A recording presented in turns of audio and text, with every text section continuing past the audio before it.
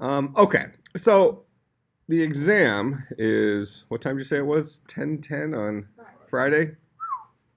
It's a very inconvenient time.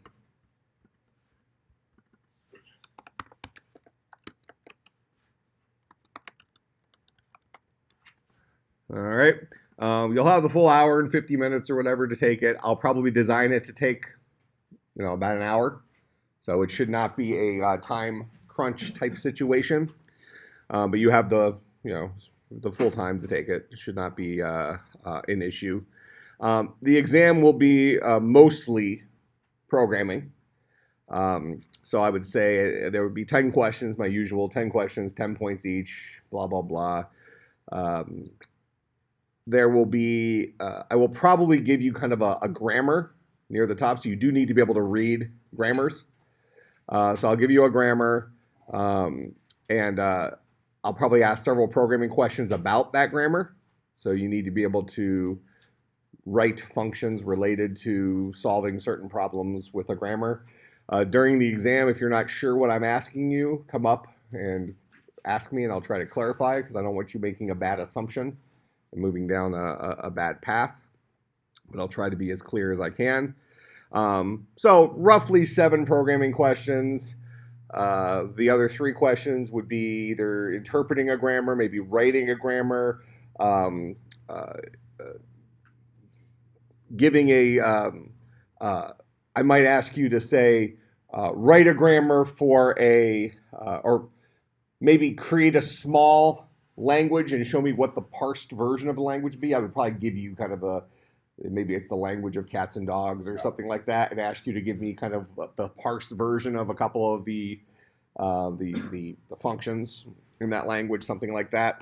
So you should be able to show me that you understood what we did in here, where we decided, oh, this is how we want to represent our increment instruction. This is how we want to represent a let, that kind of stuff, where you can decide, well, in my language, I'm going to represent it this way. So you would show me what your syntax looks like and then what the parsed version of that syntax looks like.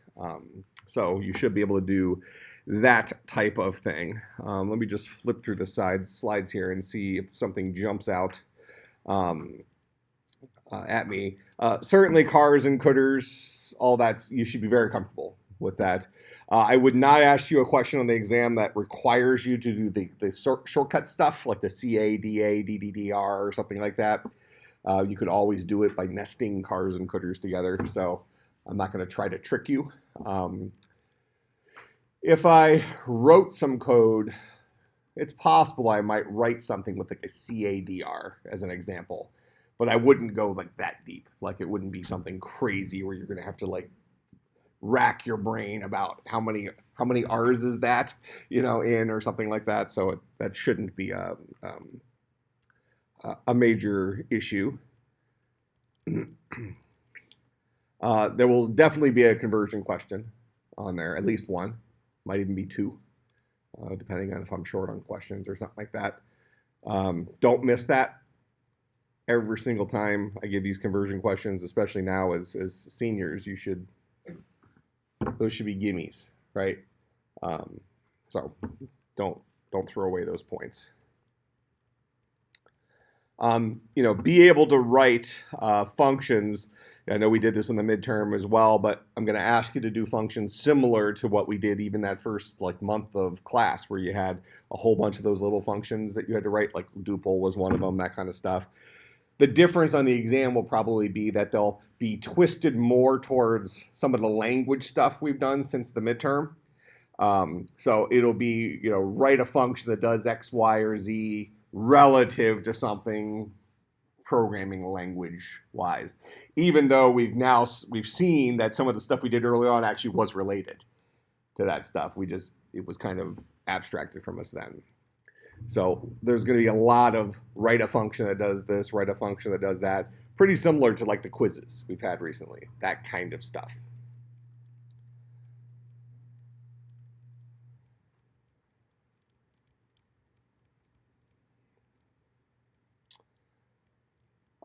Definitely something dealing with our scope.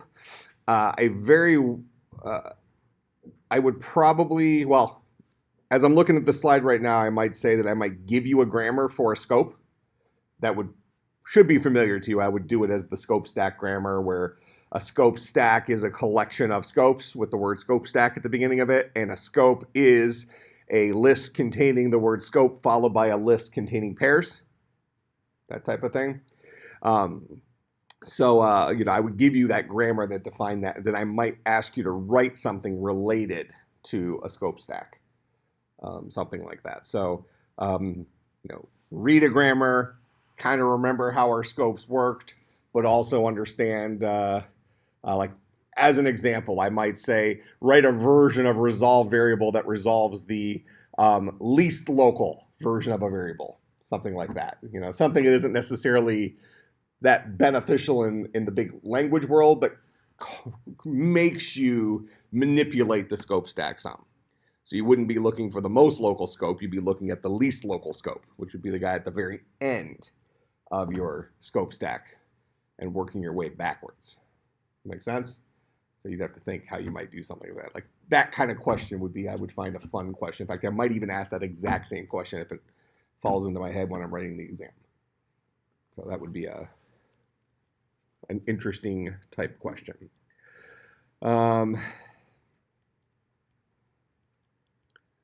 I won't ask questions like, so for example, before we did our scope stack implementation, we had that kind of env, extend env type setup. You won't have to memorize anything like that. And like, if I just randomly refer to extend env on the exam, I would give you the grammar for stuff. Right, so don't go back and kind of memorize old implementations of stuff. Anything that you need to be able to solve on the exam, you shouldn't have to do from memory. You're going to be solving the problem. And if you're doing it from memory, you're probably doing it wrong. Okay, so I'm asking you to show me what you're capable of doing on the exam, not what you've memorized. Kind of flip through our interpreter here. Look at what things look interesting and what things don't. So here's all of our scope stuff. So I'm a fan of scopy stuff, so I would review the functions we've done related to scope. If for no other reason, just kind of understanding the manipulation of scopes and scope stacks so that you're comfortable on the exam. If I were to give you a grammar representing that, I would not, at least I don't think I would. Yeah, I don't foresee, if I give you a question about scope stacks and I give you the grammar for it, I wouldn't like invent a new grammar. I would give you the grammar that we had in class for scope stacks. So it wouldn't be a foreign thing. If I did give you a different grammar, that shouldn't be a big deal, but I have no reason to do that. I'm not trying to trick you on the questions. I want you to show me what you know how to do. So definitely review our scope stack stuff and see how we were manipulating scopes and that kind of jazz.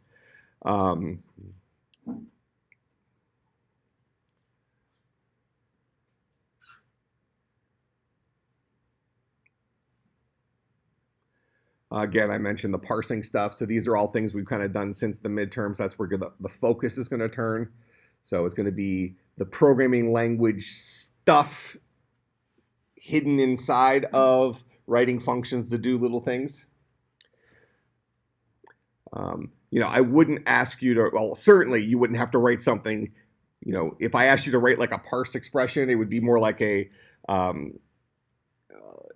would come up with a little fakey language for the exam and ask you to write a, parse cat dog language or something like that, whatever it is. It would be something significantly smaller than this.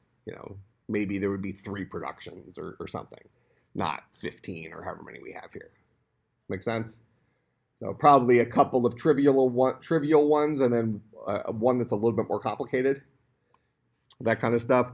You could see LC expressions kind of come back. We're going to talk about those a little bit today when we talk about storing functions. But, I would give you the grammar for it. So again, that's not something you need to memorize. It's something you should be able to look at a grammar and then implement the code for each of the productions in the grammar. Okay. Same thing, writing. If I ask you to write a grammar for something, I I'm not necessarily looking for the perfect syntax, because there's like 3 different ways you can write the grammars, but I want you to definitely be able to show me that, it's the language of this. Here are 3 different rules. Those are our productions or something like that, and be able to clearly show me that you understand how grammars are put together. All right. Similarly, with apply expression, I might have you write something like that, related to maybe the parse cat dog language or whatever I give you on the exam. So it would be a much smaller version of apply expression that maybe has 3 productions that you're implementing, that takes in a parsed something and works through those parsed somethings. It might be even just off the top of my head here, it might be like a language of the Teenage Mutant Ninja Turtles or something like that, where I give you, that actually sounds like a fun question. You wouldn't have to memorize it. I'll give you the grammar for like a Teenage Mutant Ninja Turtle is a 2 list, where the first is the name of the turtle, the second is maybe his weapon. Or it's a 3 list. It's the first element is the name of the turtle, the second is his weapon, the third is his bandana color. That's perfect stuff. And you write a parser for that. When you joked about making this question previously, though, on like 300 and stuff like that, you also said that we would have to know the personalities. Really? Yeah. Well, I'd have to give that to you on the exam. Yeah, the exam is not meant to test your Teenage Mutant Ninja Turtle memorization knowledge. Oh, there might be, maybe there'll be an extra credit question, but probably not. Okay, but I could imagine a language of turtles. That would be. I'll have to think about that. I'll have to see if I remember it when I go to write the exam. Here, we'll actually put it in the notes.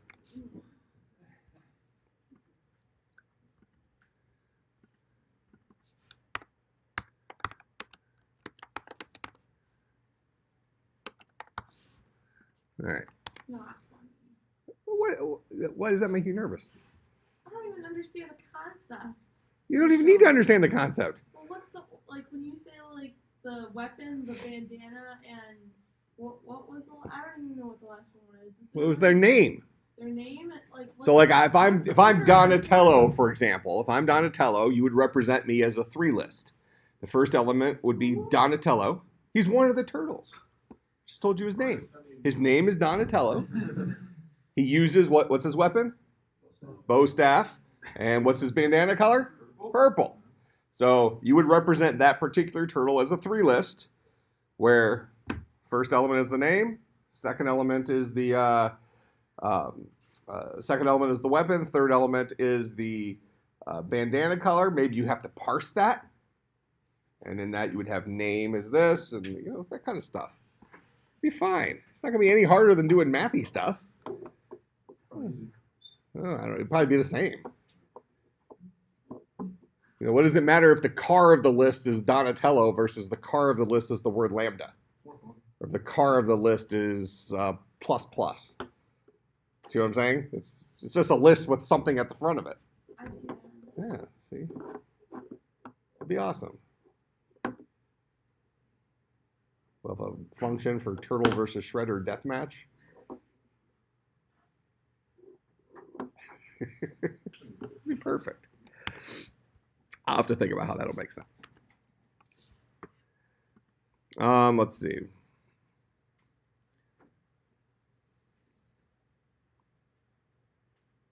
All right, so questions about the exam. Go ahead. Okay.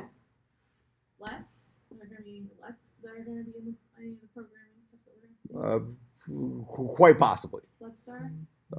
Yeah, I mean, I would say all the lets are let star, let rec.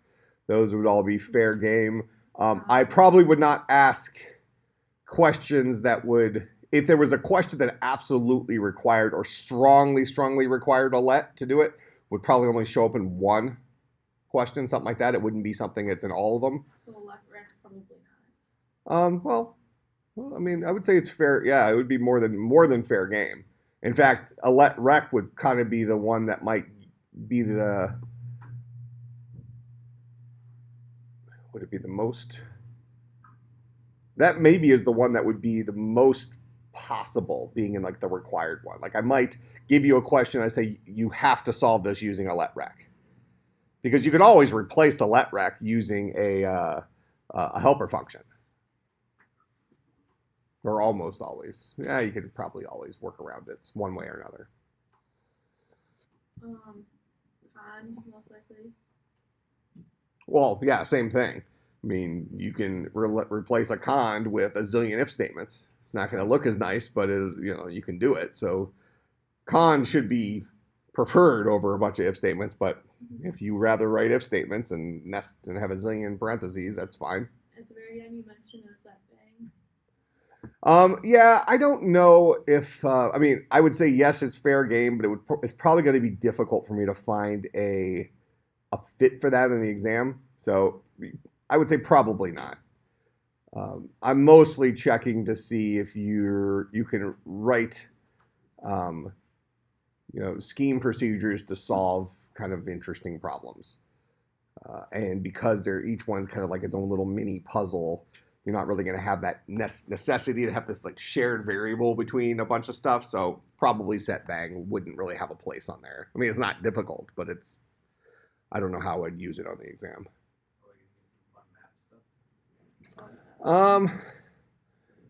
There very likely will be one question that would be significantly easier with a map, something like that. Because I mean, very rarely, I mean, I can't even come up with a perfect example right now, but is a map ever required, right? But sometimes it makes life way easier, certain problems. Yeah. But maybe what I would do is I would say, this would be fair game, similar to the thing where like you must use a let rec. Maybe there's a question that definitely lends itself to map. I say you must use map for this function. So that should just kind of cue you in that, oh, I should be looking for opportunities for map here. Because map's not very difficult to use. Sometimes maybe the more difficult thing with map is recognizing when it would really benefit you. When you're writing some code, you're 3 helper functions in before you finally realize, oh, I could have done that with map. That type of thing. So I would probably give you the hint that, say you must use map for this. Otherwise, there might be several opportunities on there where map might help you if you chose to use it, but it wouldn't be required. Use helper functions most likely in most of them too. Maybe almost out of necessity. There were probably many questions might require at least a small helper if you didn't write it as a let rec or something like that. But not all of them. I mean, that only. Typically helpers make problems easier to solve. So you can probably write it without a helper in a more complex way. But I would say that not a lot of the questions are going to be large enough to really necessitate a helper of any sort of size. Because I want to see your process of solving a lot of individual problems, not necessarily your ability to, climb a mountain. So the problems are going to be smaller scale problems rather than something huge. So I doubt very much you'd have anything that's going to have more than one helper. And if there was something like that, it'd be like one question the whole exam. Something like that. What else?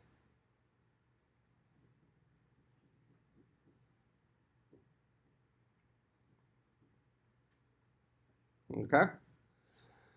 All right, so let's then talk about, we put a couple of things down here last time.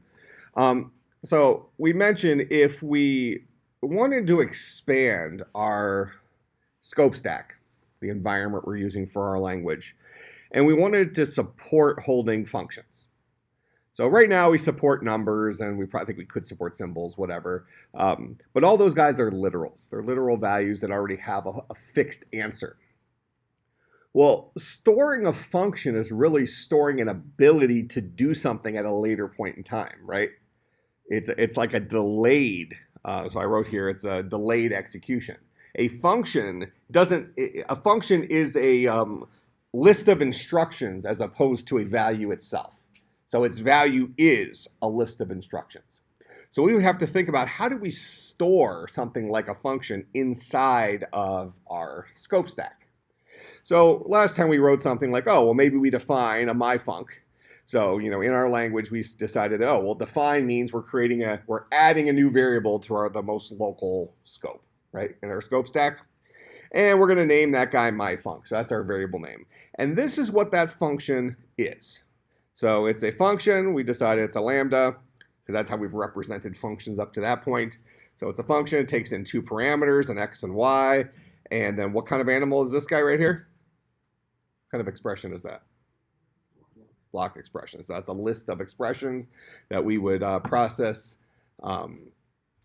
in order. So one issue we might run into here is when we see a block expression, we would parse that, right? So when we take this through the parser, we're going to turn this into, a define expression, and it'll have the variable name and then its value, and its value will be a lambda expression. And a lambda expression is going to have a list of parameters. And so, whatever is the appropriate way to represent that in a parsed form, that's what we'll have. But when we call apply expression, we have to think about what does apply expression mean for a lambda. Now, in Scheme, do you have to store a function in a variable before you can use it? Or in Scheme, can I do something like this?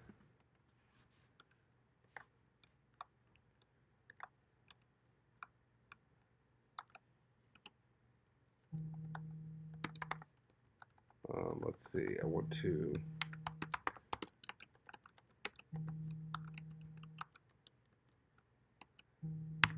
Is that legal in Scheme?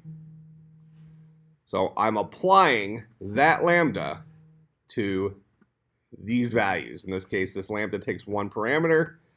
Here's my 1 parameter, a 5, so this would output a 6. That make sense? So I didn't have to store this lambda inside of a environment in order to use it. I could use it directly, just that's not that useful in the big scheme of things, right? Pun intended, get a scheme of things.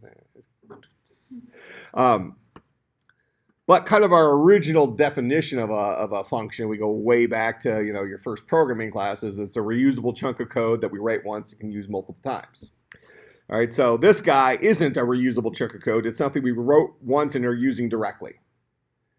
But it's still allowed in Scheme. And we could choose to make something like that allowed in our language. But before we even think about that, we would probably do something more like this, where we would say, I want to define something. This is what I'm defining. I'm defining this, this function, and it's going to be the variable name. And here's the value of that variable name. The value is a lambda. So if we're applying an expression on a lambda, we have to think about what does delayed execution mean. Is this expression right here a lambda expression? What I have highlighted there?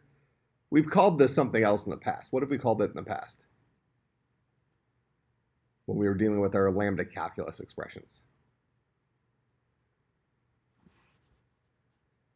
This guy was a app expression, right? Or an app expression was a list of operator and operands, where our operator, in this case, is this lambda that takes in 1 parameter, and the operand was the 5. If this guy took in an x and a y, and we added x and y together, this guy would then need 2 operators, or two operands rather. That makes sense?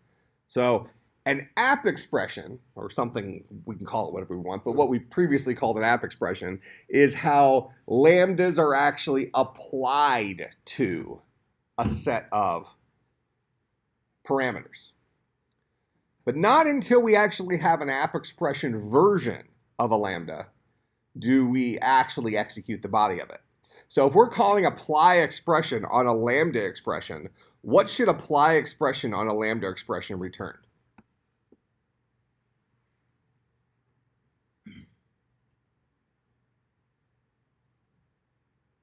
So assume that what I have highlighted there has been parsed.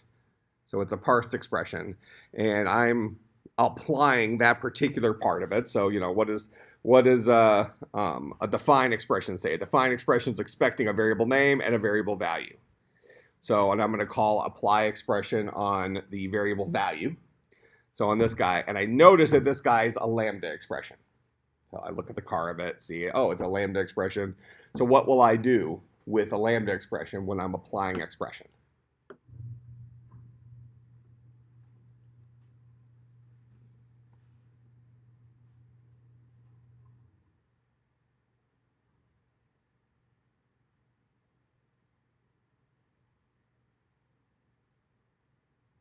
Let's think of the other side of the coin. If we're dealing with an app expression, the car of an app expression, if an app expression is rater and rands, what kind of animal is the operator?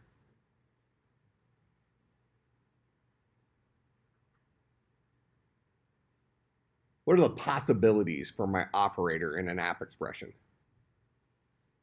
Go ahead. It can be an expression or a value. Okay. Give me an example when it would be okay. Can you give me an example? Like it could be 2, or it could be a lambda expression. Okay, so I could just say 2. So I can say like 2, 4, where 2 is the operator and 4 is the operands.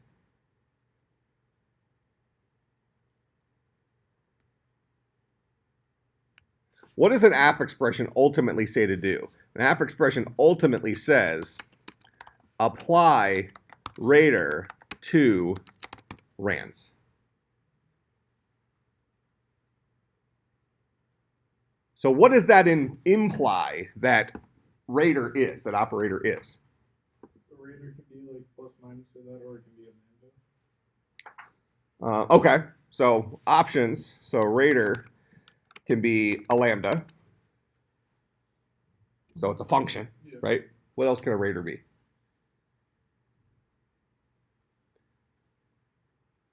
I'll give you a hint. A rater can either directly be a function or it can indirectly be a function. How? Referring to a function of different Okay. negative function. A bar expression, right? If we're gonna allow ourselves to add functions to our scope, we're gonna have variable names associated with lambdas. So my rater can either be directly a lambda, or it can be a var name whose value is a lambda. Those are the possibilities for our operator in an app expression. So the guy that's here on the left is always, once boiled down, a function. Might be a variable that we need to resolve to get the function, or it's a function directly in a situation. Do I still have it in here? Where, yeah, like this guy. Here's a function directly. A little bit useless, but still legal. There's no resolving of a variable name there. Just here. That is a function literal. That's what that guy is. Pretty complex literal, but whatever. Life goes on.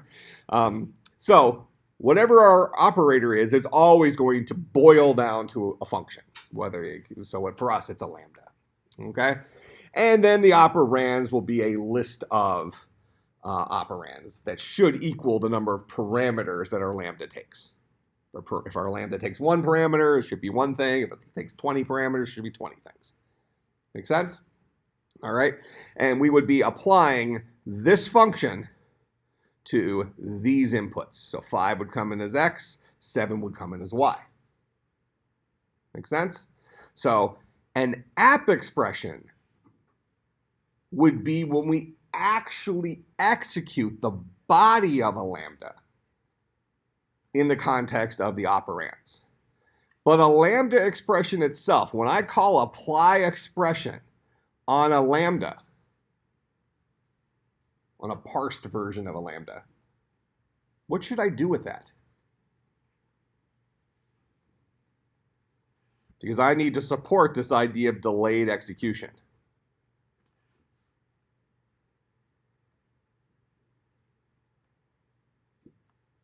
I should do nothing. I should just return the parsed version of that lambda, because the whole purpose of calling apply expression on lambda is to associate that parsed lambda with a variable name. Because I'm going to use that lambda later on. I'm going to use that parsed thing later on, but where I actually apply the lambda in an app expression will be in apply expression for app expression. That's where I'll piece out the lambda expression part. I'll take in the variables, which should tell me how many, that list of parameters, which should tell me how many operands I should be looking for. And then I'll execute the body of that lambda. And what's the body of a lambda always going to be? What kind of animal will the body of a lambda always be? Same answer for what will the body of a let be. Well, very well could be a block expression, but go even more generic. It could be an expression, right? So the body of a lambda or the body of a let is an expression. Could be our list of expressions, certainly. In fact, many times it will be. But it's an expression. It's at that moment that I will look at the body of my lambda. And that guy, in this case, is a block expression. And when I apply expression on that block expression, now I'm performing logic. Make sense? So we never actually perform logic on a lambda directly. Instead, an app expression is what dictates, what tells us to start piecing apart that lambda, telling us how many parameters do we expect, so we can know how many operands we're looking for. And then here's what the body of it looks like. And we're going to create a local scope, right? We're going to create a local scope in terms of these parameters, where we'll have a new variable x, which is equal to, in this case, 5, a new variable y, which is equal to 7. So that'll be the scope associated with that function. So we'll add on to our scope stack this new scope that has some new variables in it. Then we will execute the body of that lambda. That is, in this case, this block expression, passing it the scope stack that has been expanded with this new, in our case here, 2-variable scope. Does that make sense? So apply expression on a lambda just gives you the parsed version, that gives you what you sent in. Like, look, you're going to need this for later. I'm not going to do anything to this. I'm just going to give it to you back. Because the only reason you were calling it this way is because this was as part of a defined expression where the first part was the variable name, second part was the value, and you're going to need to execute this later. So I'm just going to give it to you as is. That make sense? So that's how we would support functions with the delayed execution. All right. So not really difficult. In fact, it's one of those things where it's we had to convince ourselves to do nothing.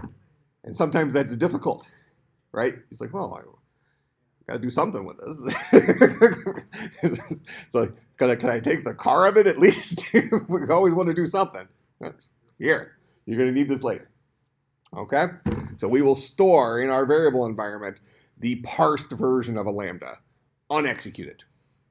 Because the only part of it we execute will be the body of it, and we won't do that until we have an app expression. So those two complement each other. So in order to support expressions, support functions in our language, we need to have an app expression type, something that's equivalent to that. And we need, well, at the very least, we need to support then a lambda expression. Probably want to support a lambda expression in the context of our scope. You wouldn't have to, but that would make sense for real languages. And just by doing those things, we could then have a parameter that actually was a function. So couldn't I do something like this?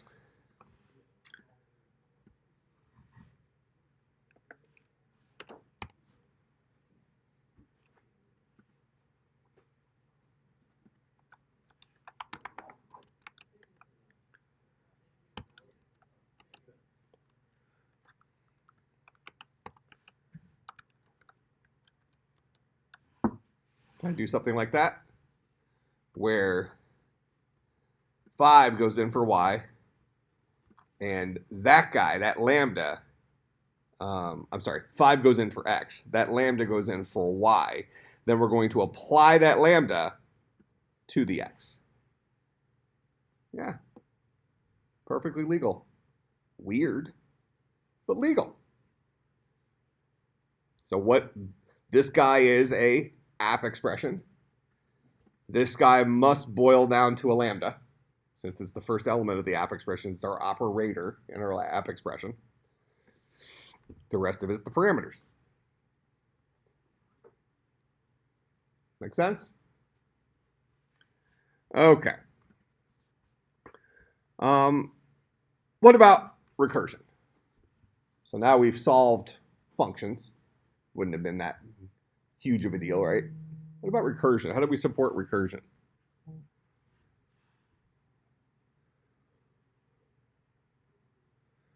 What does recursion mean, first of all?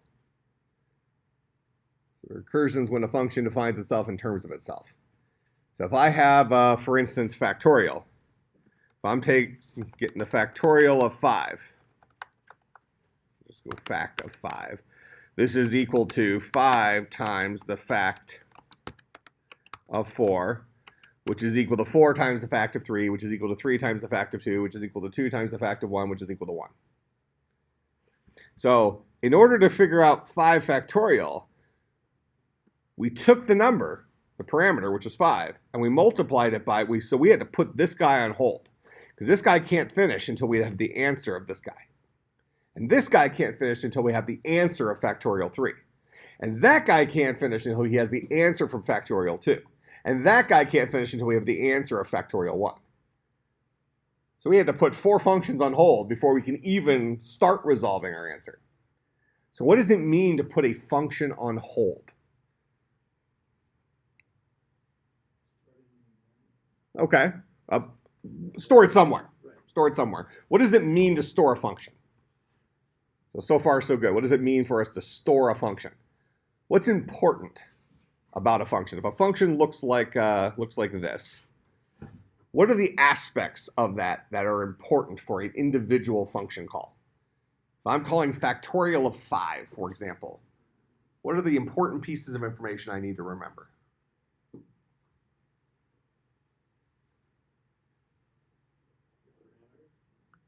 I need to remember what the particular parameter was. Because even though I'm calling the same lambda 4 times, 5 times, whatever it is, I'm calling it the first time with a 5, the second time with a 4, third time with a 3, so on and so forth. So I need to remember the lambda that I'm calling, as well as the parameter that was passed with. And I need to process them in the order in which I can process them. So you mentioned maybe store it in our scope stack, in our environment. Is there a better place that we could put that?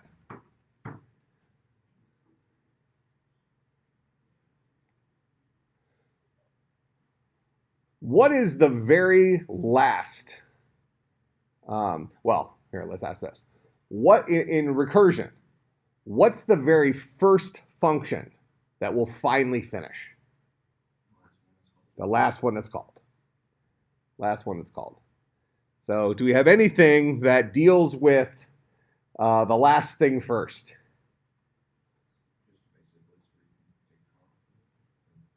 Okay, it's stack. Yeah. Good old data structures, right? Stack, last in, first out. Can't finish this call to it, what do? You store it, push it onto a stack. Next guy, can't finish it yet, store it, push it on top of the previous guy. Over and over again until we finally get, I can finish. This is the factorial of 1. I'm not calling it again. Answer is 1. Pop. Then pop. Now we can finish this guy. Now pop. We can finish this guy over and over and over again. That makes sense? So in order to support recursion, we'll have to introduce kind of almost a cousin of our environment. Okay, we're going to have an execution stack for our language that allows us to support recursion. So we really need 2 pieces. We need that execution stack, which effectively is a list, right? It's a list that we just make sure we use the right way, where we're consing stuff onto the front and we're carring off the front. Actually a pretty easy list, but we're using it like a stack. Okay, so we'll need that. We'll also, in order to support recursion, see, so we got the stack. We'll also need the a data structure, some a format for storing the current version of a function. So that's going to go on to the stack. So maybe the stack itself is filled up with maybe two lists. So the to list might contain the value of the parameters, so maybe the operands for that particular app expression, as well as the lambda itself. Make sense? So that might be something along those lines, what it would hold, so that when we get back to it, we can pick up where we left off. Right? Now, this should actually sound familiar to stuff you deal with in operating systems. Right? Doesn't the when the CPU does context switching, doesn't it do something pretty similar? It has to store the current state of all the variables associated with the current running process, so that those guys can get back in line, whether they're waiting on I/O right now or they're back at the beginning of the line waiting to get CPU time again. We got to store them somewhere so we can pick up where we left off. So we also need to remember, we wouldn't go this deep with 0 minutes left, but we also need to remember where in potentially our block expression we are inside of that one. We might not make our recursive call till halfway through. We don't want to redo the previous 3 functions that we've already maybe gone through, right? So we probably need to remember where in that expression we kind of left off. But at the high level, we pretty much get how recursion would be implemented. Okay, questions, comments, concerns, bribes. All right, I'll see everybody on Friday.